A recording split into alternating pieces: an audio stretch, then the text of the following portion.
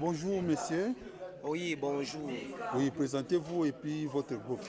Moi, c'est Justin Mongamchalek, représentant des groupes de la coalition FPDC, dirigé par le lieutenant général Mtetezi Kibukila Seba Trésor, commandant force coalisée, dont il dirige le nord de la province de Tanganyika, de Maniema et ainsi que Sidi-Kivu, dont son état-major se retrouve dans les territoires de Uvira Fizi et Itombe à Mwenga.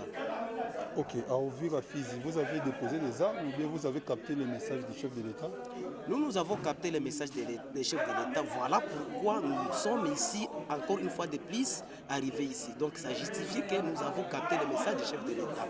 Mais ce que nous demandons au chef de l'État est de raisonner comment prendre la responsabilité que nous nous assumons à leurs égards. Donc, pour protéger notre population, parce que nous avons pris les armes, ce n'est pas comme une aventure, mais plutôt il y a des raisons qui nous ont poussé à prendre les armes. Et nous voulons que le chef de l'État réponde à ces raisons-là pour que nous déposions aussi les armes, s'ils répondent à ces raisons. Oui. C'est quoi les raisons? C'est quoi les raisons? Les agressions. Oui. Les agressions nous ont poussé à prendre les armes parce que nous nous sommes agressés par nos voisins, des pays voisins. Donc, il s'est fait aussi comme les Congolais. Donc, il y a certains parmi eux, nul n'ignore ce qui a fait que les gens arrivent dans notre pays. Donc, il y a eu des guerres dans les pays de nos voisins. Ils sont venus dans notre pays. Notre État, notre République n'a pas pu prendre ses responsabilités pour identifier les réfugiés et pour les cantonner. Ces réfugiés-là, ils se font aussi comme des Congolais. Ils partent chez eux, aller prendre l'un de ces membres de la famille pour se faire des groupes armés étrangers ici. Mais vous étiez à Nairobi, non? Oui, j'étais à Nairobi. Alors quel message vous allez lancer pour les gens qui sont, pour vos combattants qui sont encore dans la brousse? Oui, je pense que dès que nous sommes quittés à Nairobi, nous avons lancé le message, nous avons dit à nos compatriotes, nos confrères patriotes nationalistes, voilà pourquoi ils sont venus aussi massivement ici. Donc, il y a majoration de l'effectif par rapport à ce que nous étions à Nairobi. Donc, les gens répondent aussi à l'invitation du chef de l'État. C'est par rapport à ce que nous l'avons dit, ce qui s'est passé à Nairobi. Ok, mais les gens répondent à l'invitation du chef de l'État. Est-ce que vous êtes sûr que les gens aussi déposent les armes? Oui, les gens vont déposer les armes. Mais ce que nous demandons au chef de l'État est qu'il prenne sa responsabilité. Parce qu'il y a les gens qui ne veulent pas que la guerre se termine. Parce que dès que nous sommes quittés à Nairobi, dès que je foule mes pieds au pays, il y a eu des attaques dans nos camps. Il y a eu des attaques les 30 avril, les 5, les 6, les 7, les 10, même hier et aujourd'hui. Il y a eu encore des attaques. Au moment où le chef de l'État a demandé de cesser les faits. Mais il y a les gens qui ne veulent pas ça, parce qu'ils ont un agenda par rapport à notre pays. Alors quel message que vous allez lancer pour clôturer? Pour clôturer, non, donc je lance le message. Nous voulons aussi la paix parce que les Maïmaï veulent la paix et ils ont pris les armes pour défendre le pays et non pour être l'ennemi du pays. Ok, merci. Ok, merci.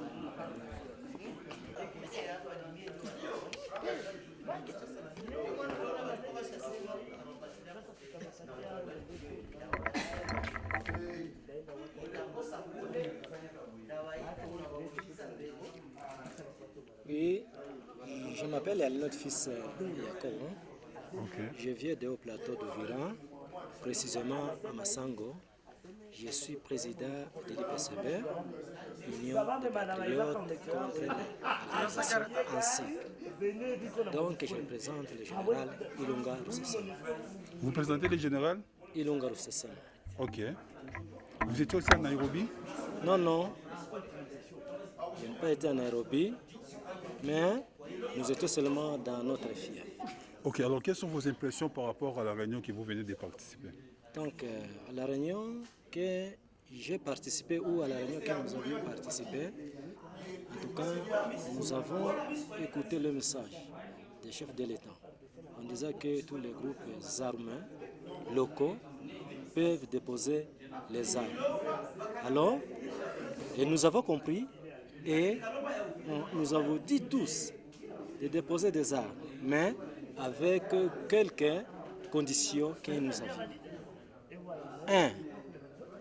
Nous allons déposer les armes quand on déploie le gouvernement dans notre milieu abandonné. 2. Nous voulons la MONUSCO de s'installer chez nous. 3. Il faut que le gouvernement traque tous les groupes armés étrangers. 4. Avant de déposer les armes, donc nous demandons au gouvernement de prise en charge les femmes et les enfants de notre élément qui vont se rendre au niveau du gouvernement. Mais la mandataire spéciale a dit d'amener tous les enfants que vous gardez encore au niveau de la MONUSCO pour leur prise en charge. Nous n'avons pas les enfants dans notre élément. Oui. Oui, nous avons les adultes.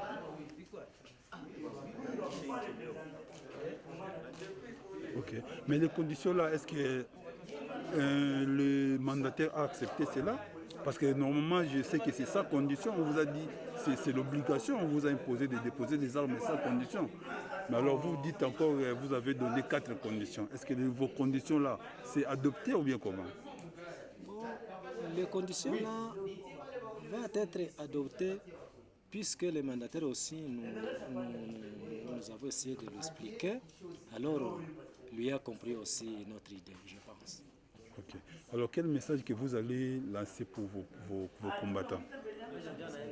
Le message que nous pouvons lancer, que je peux lancer pour nos combattants, c'est savoir que le chef de l'État a besoin de la paix.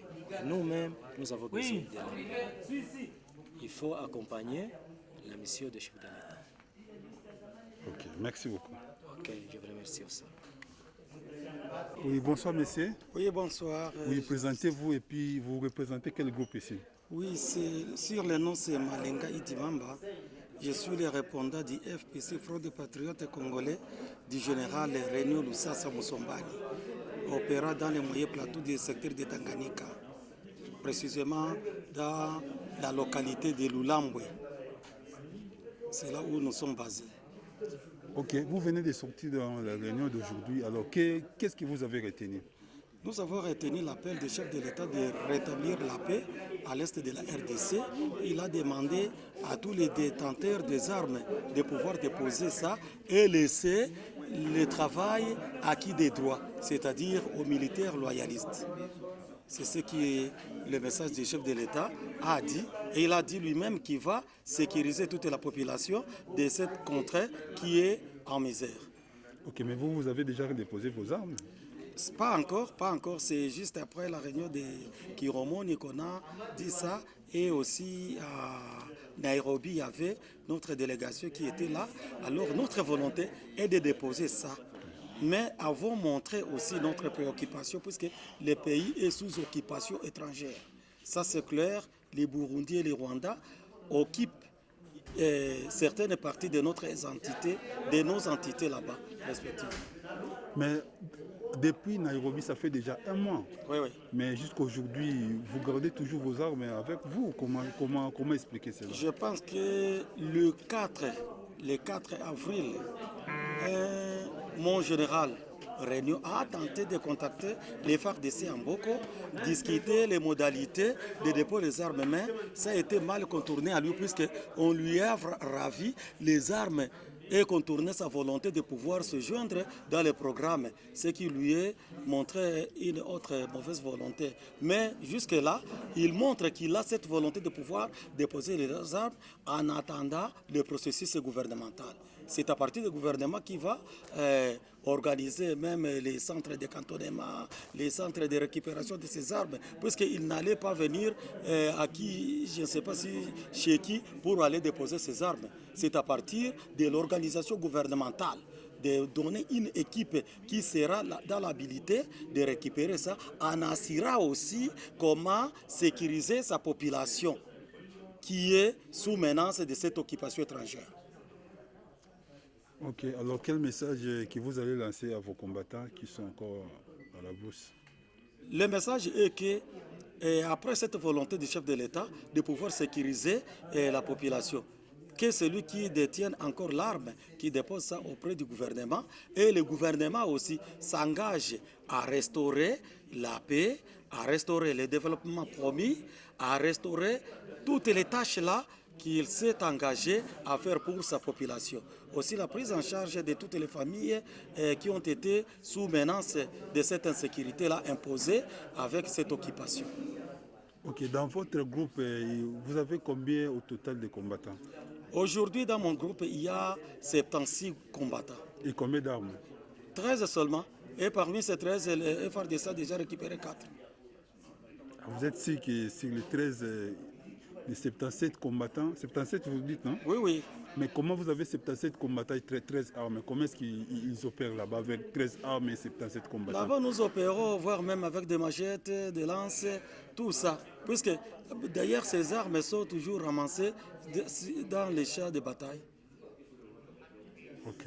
Oui, oui. Vous avez quelque chose à ajouter? Non, j'ajoute, je lance l'appel seulement pour la restauration de la paix. Nous, les FPDC, c'est notre coalition.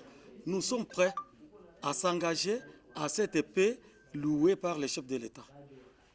Ok. Il y aura aussi Nairobi Day, vous êtes au courant? Oui, oui, nous sommes au courant. Notre délégué y a été et nous espérons qu'il sera encore là. Ok. Merci beaucoup. Merci. Espère. Ok, présentez-vous. Oui.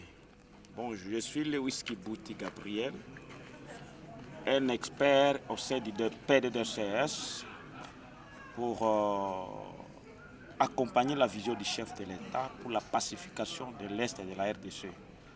Mais vous étiez à Nairobi et aujourd'hui, on vous voit encore ici à Bukavu. Quel message que vous allez donner aux membres qui sont encore dans la brousse en train d'hésiter? Moi, les membres qui sont encore une fois dans la brousse, ils sont prêts à déposer les armes.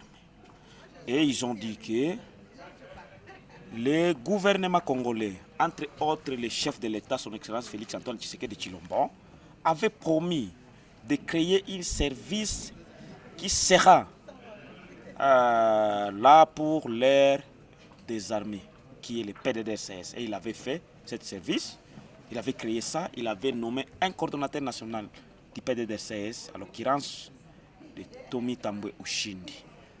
Et il est venu ici au Sud Kivu. Il est allé, nous sommes allés à Ouvira avec tous les groupes armés opérants, y compris Makanaki Kasimbiri, John, René Itongwa, Mouchombe, Nyerere, Yakutumba. Tout le monde a signé l'acte d'engagement de déposer des armes. On a tracé même un calendrier des activités. C'était du 10 au 12 mars 2022. Tous les groupes ont accepté de déposer les armes selon la modération du coordonnateur national du PDDRCS. Alors nous attendons le fisc, donc l'exécution de ce programme-là, la mise en place de ce programme. Est-ce que vous êtes sûr que tous les groupes que vous êtes allés sensibiliser ont déposé les armes? Comme preuve, les groupes armés dans le territoire de Calais, il y a la coalition Nyatura Karoumi qui ont déposé 350 combattants avec 170 armes. Ils ont déposé les armes jusqu'à Nyamouyoui. Mais ils ont rentré dans la brousse, manque d'encadrement. Il y a le groupe de Ngandou Lundimu qui a déposé, qui est venu avec 150 combattants, 70 armes. Ils sont rentrés dans la brousse, manque d'encadrement. Il y a Ndarumanga Muyololo Mbao qui a déposé toujours les armes et aujourd'hui se retrouve dans la prison centrale d'Ouvira. Alors tout ça, donc il y a la volonté là, mais il faut qu'il y ait la mise en exécution de la structure que le chef de l'État a créée et a la compétence de faire cette activité-là ensemble avec la MONUSCO. Alors, le mandataire du chef de l'État, qu'est-ce qu'il vous a promis? Le mandataire du chef de quel l'État... message vous avez à lancer pour le mandataire du chef de l'État, il est venu toujours dire que les groupes armés doivent déposer les armes.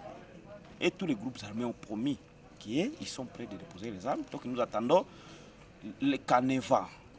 Comment? Parce qu'on ne peut pas toujours dire en vague que nous on va déposer les armes, on va faire quoi? Il faut qu'il y ait un comité de suivi de tout ce qu'on est en train de faire ici.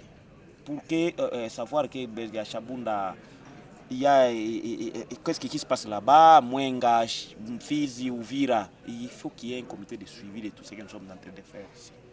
Alors, donc tous les groupes armés, ils ont promis, et ils avaient promis il y a longtemps, de déposer leurs armes pour accompagner la noble vision du chef de l'État, son excellence Félix Antoine Tshisekedi Tshilombo. C'est que nous sommes venus. Vraiment, les groupes armés sont là pour la paix. Et nous les ambassadeurs de la paix qui partent dans la brousse pour les sensibiliser, ils nous promettent toujours ça. Mais si nous appelons les autorités, ils nous disent non, où est-ce que nous allons les mettre si, une fois qu'ils viennent. Alors donc, il y a la volonté, c'est le gouvernement qui doit prendre toutes ses responsabilités dans l'urgence, appuyer ces programmes-là avec leurs partenaires du PDDRCS pour les groupes armés déposent directement les armes et soient démobilisés, désarmés, pour que le développement entre une seule fois pour tous, pour que les partenaires viennent, les entreprises, les investisseurs, pour créer même les routes qui quittent Bukavu jusqu'à Uvira, Baraka, Fizi, jusqu'à Salamabila, Bukavu, Burale, Chabunda, Mwenga.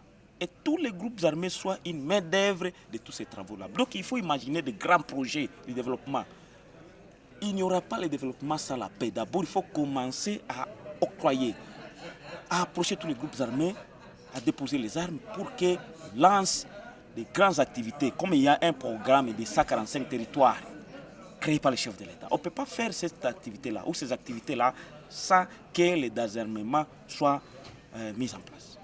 Donc, il faut commencer d'abord à sensibiliser tous les groupes armés et à créer la paix à l'est de la RDC pour que tous ces travaux-là que le chef de l'État est en train d'envisager soient une réalité. Sinon, ça sera vraiment un rêve. C'est ça. Mais il y aura encore Nairobi Day, vous le savez. Oui, vous allez encore participer. Oui, nous allons participer parce que nous sommes là pour toujours accompagner la vision du chef de l'État. Là où il y a vraiment l'appel du chef de l'État pour la paix, nous y serons tous les jours. Et nous sommes là pour vraiment la noble vision du chef de l'État pour la pacification de l'Est et de la RDC. Parce que l'Est a beaucoup souffert avec le régime passé. Vraiment, mais aujourd'hui, nous avions eu la chance d'avoir une autorité, un président de la République qui s'occupe de sa population, ici à l'Est. Alors nous sommes là pour accompagner cette vision. Nous serons à Nairobi pour vraiment matérialiser la vision du chef de l'État qui est la pacification totale de l'Est. C'est ça. Merci. Merci beaucoup, monsieur le journaliste.